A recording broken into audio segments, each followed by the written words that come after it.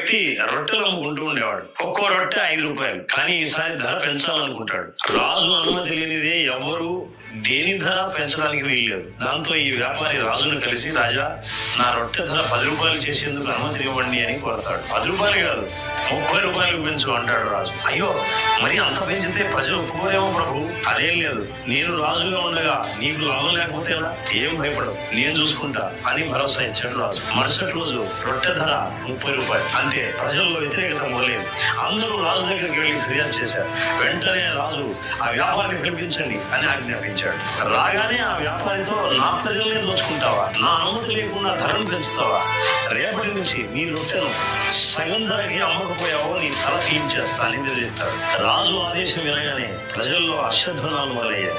మరుసటి రోజు నుంచే రొట్టె ధర 15 రూపాయలు పలికింది. ఫలితం ఏంటంటే రొట్టెలు అమ్ముకునే వ్యాపారి సంతోషంగా ఉన్నాడు. మహారాజు చాలా